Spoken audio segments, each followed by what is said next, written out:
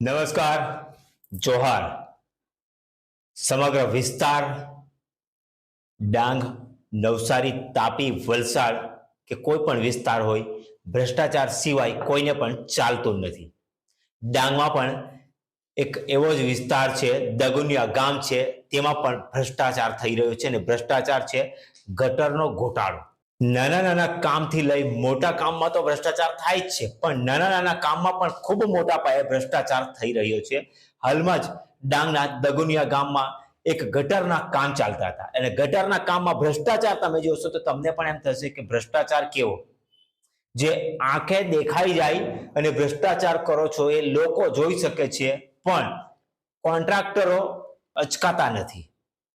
દગુનિયા ગામ છે જ્યાં ગટર લાઈનનું કામકાજ હતું. ગામડા વિસ્તારમાં ગટર લાઈન બનતી હોય છે, ગટર લાઈનનું કામકાજ ચાલે છે. ગટર લાઈનમાં નિમ્ન કક્ષાની માટીયુક્ત રેતી વાપરવામાં આવે છે. કપચીની જગ્યાએ મોટા મોટા પથ્થરો વાપરવામાં આવે છે, જેથી કરીને માલ મટીરિયલ ઓછું જાય અને જે કામ છે ગટરનું, એ ગટરનું કામ ફટાફટ પતી જાય. પણ જ્યારે એમને વર્ક ઓર્ડર આપવામાં આવે છે, એમાં લખવામાં આવતી હોય છે કે તમારે આ રીતનું મટીરિયલ વાપરવાનું હોય છે. મટીરિયલ જાય ક્યાં છે? એ ભ્રષ્ટાચારમાં જાય છે. એ મટીરિયલના પૈસા બચાવવાનું કામ કરે છે. એ જે બાંધકામ કર્યું છે, બાંધકામમાં રેતી નિમ્ન કક્ષાની છે, મોટા મોટા પથ્થરો વાપર્યા છે, પણ કોન્ટ્રાક્ટરના મજૂરો દ્વારા એટલી પણ તસદી લેવાઈ નથી કે જે માલ મટીરિયલ બનાવવામાં આવે છે, માલ મટીરિયલની અંદર ડાળખા, પાન, અન્ય ચીજો પડેલી હોય છે, એ કાઢીને સાઈટ ઉપર મૂકે એટલી પણ તસ્દી લેવાઈ નથી એમનાથી. કારણ કે ઘણા બધા કામ હોય છે, ઘણા બધા કોન્ટ્રાક્ટના કામ લીધા હોય છે, એટલે કામ ફટાફટ પૂરા કરવાના હોય છે, એટલે જ કદાચ આમાંથી ડાળખા, પાન એવું કાઢવાનું રહી ગયું ને જ્યારે સંપૂર્ણ બાંધકામ પૂર્ણ થયું ત્યારે એ પાંદડા ભ્રષ્ટાચાર રીતે બહાર દેખાઈ રહ્યા છે અને નીકળી રહ્યા છે કે અમને અહીંયા પૂરી દેવામાં આવ્યા છે.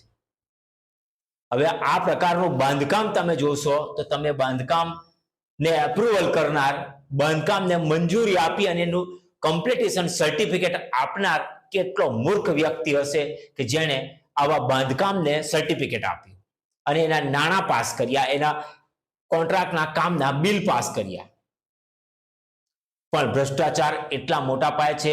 ગામના લોકોનો આરોપ છે કે આ સરપંચ પતિ છે, એ સરપંચ પતિ કોઈનું ચાલવા દેતા નથી, પોતાની મનમાનીમાં આવે છે એ જ કરે છે અને પોતાને જે યોગ્ય લાગે એ જ ગામમાં ચલાવે છે. ફક્ત પત્ની સરપંચ છે, પત્નીના હોદ્દાનો દુરુપયોગ સરપંચ પતિ કરી રહ્યા છે અને આ રીતના ભ્રષ્ટાચાર આચરી પોતાના ગજવે સરકારના ટેક્સના પૈસા, પબ્લિકના ટેક્સના પૈસા, સરકારની યોજનાના પૈસા પોતાના ખિસ્સામાં લાખી રહ્યા છે આ ભ્રષ્ટાચાર આચરીને. જ્યારે મુરબ્બી ગામમાં પણ ગટરનું કામકાજ ચાલી રહ્યું છે અને ગટરના કામમાં ત્યાં પણ નિમ્ન કક્ષાની રેતી, કપચીની જગ્યાએ મોટા પથ્થર અને બાંધકામમાં વેઠ ઉતારી ગટરનું કામ પૂર્ણ કરવામાં આવ્યું છે. પણ તપાસનો વિષય અહીંથી શરૂ થાય છે કે જ્યારે કમ્પ્લીટેશન સર્ટિફિકેટ આપવામાં આવતો હોય છે, તાલુકામાંથી જિલ્લામાંથી જ્યારે એસઓ એની વિઝિટ કરવામાં આવશે ત્યારે એસઓએ જોવાનું રહેશે કે આ કામ કેવું કરવામાં આવ્યું છે.